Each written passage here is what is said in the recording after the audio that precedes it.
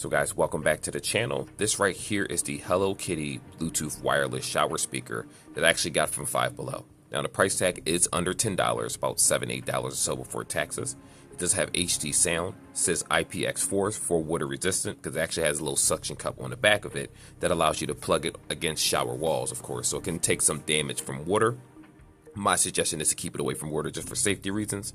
But right here, some of the tech specs is that it does come with a USB charging cable. Not sure if it's USB or USB-C. We'll find it out in a second. Right here you have 2-hour battery life. It doesn't say how long it takes to charge, but it does say that it lasts for about 2 hours. And that probably varies if you have it between 70 to 100%. 33 feet range, Bluetooth 5.4, so that's interesting. And that's pretty much it right now. So again, not pricey at all. If you see it for more than the asking price, 9 times out of 10 it's a reseller trying to get you on a couple dollars, but you can find this for dirt cheap.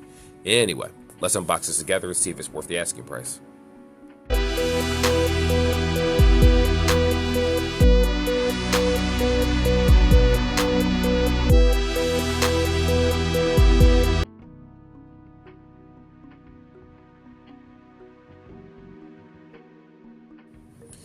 Alrighty, so as soon as you pop this open, let me see if I can grab a piece. Here we go. So this piece comes out.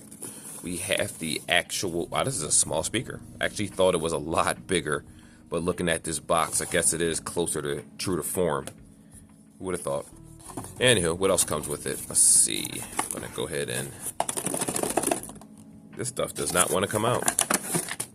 There we go. Alrighty, I'm looking for some form of instructions. Okay, so this is everything that we see here. Get this junk out of the way. We have the Hello Kitty speaker itself, and then we have a actual USB. My question is, which one? Perfect, USB-C. That's not bad. Other end is USB-A. Of course, if you have your own cable, go ahead and use that. I highly doubt that this is a big cable. It looks pretty small, if I'm being honest. Like maybe is this even a foot?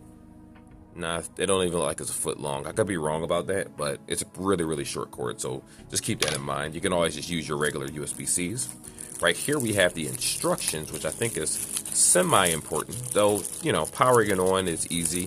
Just press the power button to do so, and it just doesn't look like it has any visible buttons outside of the power button right here.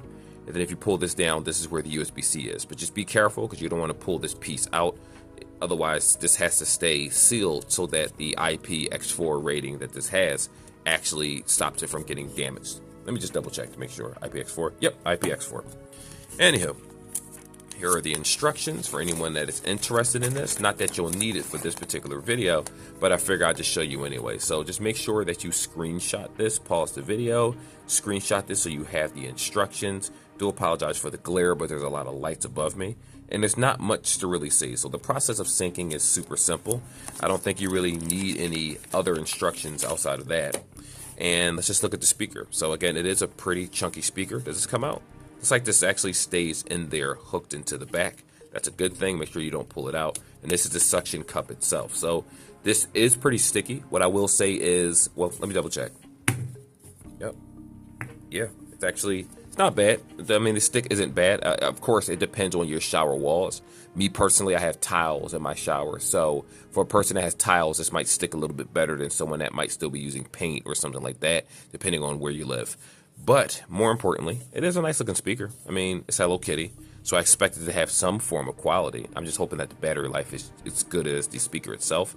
Doesn't feel too cheap. Like if you squeeze it, doesn't feel like anything's going to fall apart. So anything with a Hello Kitty name or like Naruto or stuff like that tend to be better products because, you know, they got to make money off of the merchandise. Anyway, let me show you guys how to sync it next.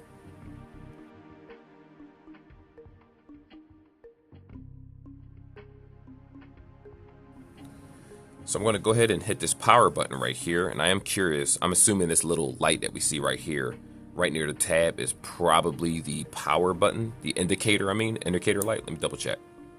Yep, indicator light. So once it's done doing its chiming, it's put itself automatically in Bluetooth mode. Now, let's verify that by going to this phone. And let's see what this Bluetooth is actually called. Even though it says Hello Kitty speaker, a lot of times these settings is a little bit different for the speaker. Let me see here. The Hello Kitty aspect is just the face of it. So we have Studio X50, you have an HK, what is that? Oh, Hello Kitty shower speaker. Interesting. All right, tap that. See if it pops up. All right, I'm just going to press yes. All right, and the speaker is charged that fast. So yeah, it's called the Hello Kitty shower speaker, and they just shorten the name in the settings itself. So if you're searching this and you happen to have a lot of Bluetooths around you and you're unsure which one it is, which it could be definitely overwhelming if you're in an area with a lot of Bluetooths, HKSHRWSPK, Hello Kitty shower speaker, and that is what it's called. So just follow this prompt right here and you should have no problem syncing your device for the first time.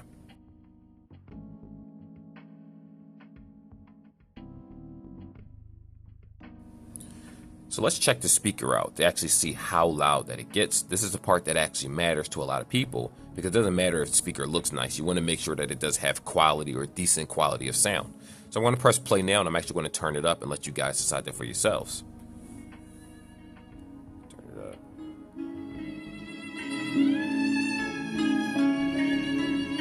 up. Okay, so this is the maximum volume.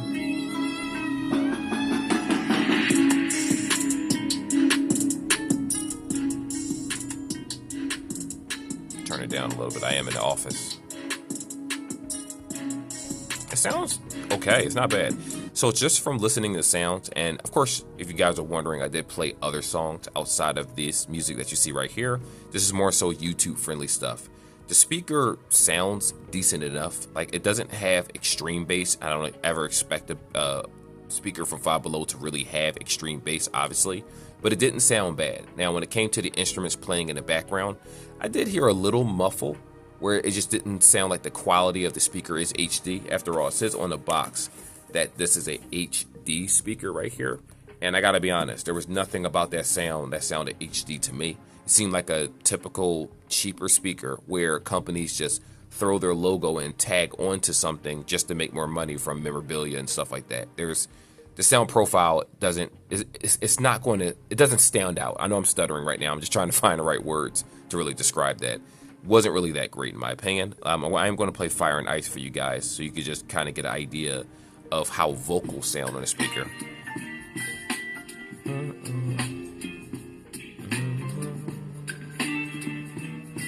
Yeah, it's not super bass heavy at all, as you can tell.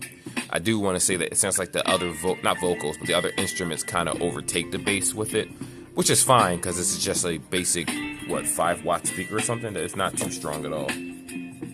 3-watt speaker, as a matter of fact. The voices sound pretty good. Yeah, it's an average speaker. Like, most of the time when I go to Five Below, some speakers are under par. Some speakers perform exceptionally well. This particular one, I think, just gives you average all around the board sound in Five Below. The battery life is only 2 hours, which is kind of a bummer, for being honest here. And it doesn't say how long it takes to charge, which I'm going to assume probably about an hour to hour and a half, or hour and a half to 2 hours, the same time that it takes to charge. So just kind of keep that in mind. I don't think that this is a bad speaker so far in terms of quality of sound, but it doesn't really stand out. I've reviewed Bassjack's products and other ones that sound better than this, that have a louder max volume. I did turn it down a little bit for the second song, but you know, it's going to serve its purpose. If you're in a shower and you're listening to a podcast or playing music or listening to a TV show, I do think that this speaker will perform just well. The question is how well does it stick? Which, you know, I obviously don't I'm not in my bathroom, so I can't give you a test on that, but I'm going to show you how it actually sticks to a wall and how well it sticks to a wall in a moment. Well, more so in the next section.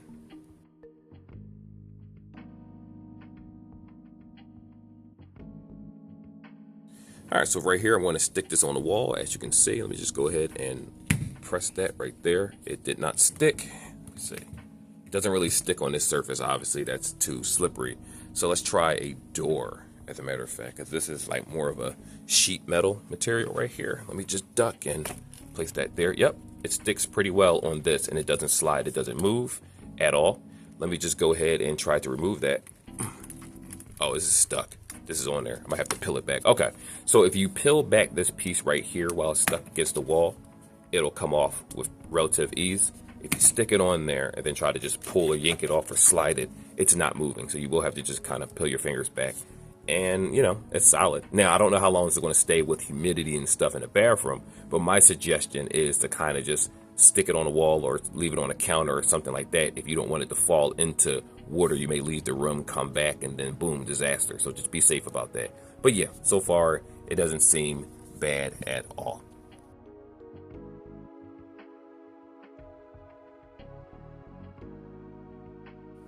So to answer the question whether the speaker is actually worth the asking price, I'm going to go ahead and say yes. It's under $10. It is Hello Kitty, so it's going to be popular in terms of people that are aware of Hello Kitty, or I would even say if you're a collector and you just collect stuff, this isn't bad for the couple dollars. Now, Five Below does sell other Hello Kitty speakers. As a matter of fact, they have one for like $20 where it has like watercolors shooting out of the speaker and stuff like that, which I plan on reviewing that one soon, but I actually have some bigger reviews on the channel to do over the next couple weeks. I'm going to kind of just do small stuff until that's done. But anyway, back to this.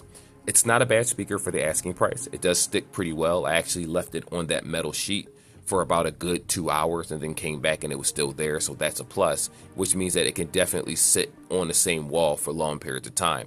Though, like I said before, depending on how your bathroom is, the humidity may make it fall off into the water. If you're taking a bath or you have a child listening to something, I don't suggest you do that, to be honest, because it is a cheaper product. So I don't know if this hits water, how it's going to actually react. But my suggestion is just to avoid it altogether and just keep it away from water. If you want to use it in a room where humidity is a thing and the bathroom fogs up, or take it around the pool, I suggest that, but never in the pool and never on a surface where it could drop in, because, you know, this does have batteries inside of it, a battery pack, rechargeable, so safety first. But yes, I mean, the sound is average, nothing to really write home about.